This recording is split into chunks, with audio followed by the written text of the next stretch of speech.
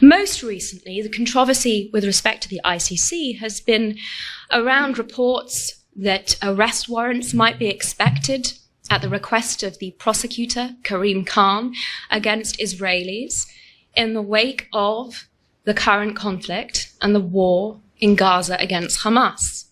Now, the notion that arrest warrants would be applied for while this war is continuing, where the UN only a couple of days ago said that due to the fog of war, they were excusing having endorsed unreliable and now it seems wrong statistics in terms of casualties and fatalities. The idea that arrest warrants would be sought in the context of this fog of war against Israelis, when the court has no jurisdiction in respect of Israel, is very concerning for international law generally. The Rome Statute that established the court is importantly, it has not been signed up to by Israel. It has also not been signed up to by the United States.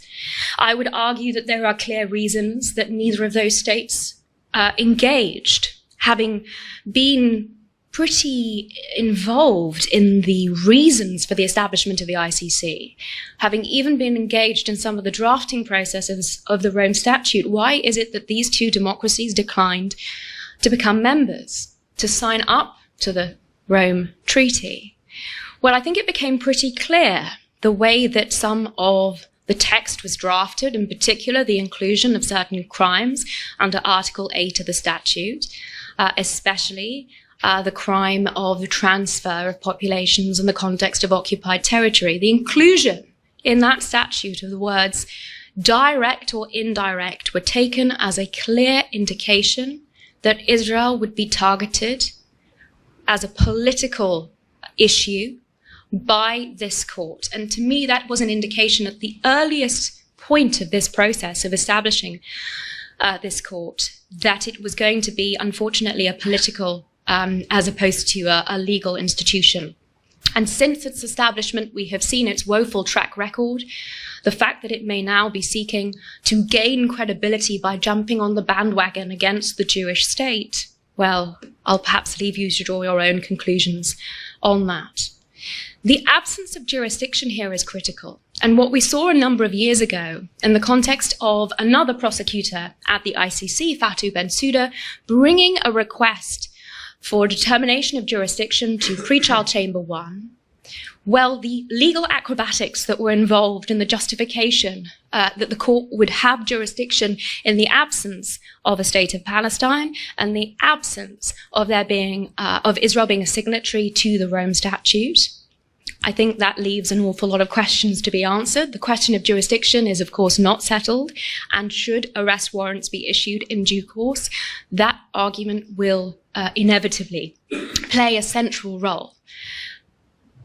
I'm coming from the United Kingdom, and I think that the UK ought to be extremely aware and cautious of the potential overreach, in particular of the International Criminal Court, because a court that steps out with the parameters that have been laid down in statute, where statute is such a critical element of international law, the principle of states signing up to treaties or conventions, agreeing to be bound by those, is the bedrock of international law.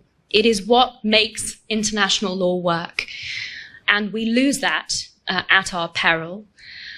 The credibility that the International Criminal Court still has to operate is also, I think, under threat if it undermines the very basis and the essence of its functioning in that fashion.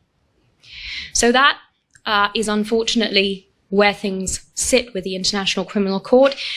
And albeit that there were high hopes upon Prosecutor Khan's appointment, he is a member of my own profession, a very respected English barrister.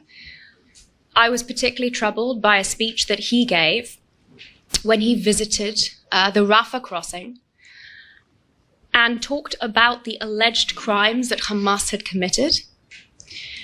Those crimes, of course, that have been recorded on GoPro cameras and sent around the world, the evidence of which Hamas has very proudly put out for everyone to see. the alleged crimes of Hamas he referred to, before noting that it would be on Israel to prove its adherence to international humanitarian law and the law of armed conflict in Gaza. I, as a member of the bar, was extremely troubled to see the burden and standard of proof so inverted by a colleague. I can only hope that speeches like that, that occurred on the Rafah crossing, but also later on that visit in Cairo, don't necessarily manifest in the approach that the prosecutor will take. But we'll have to wait and see.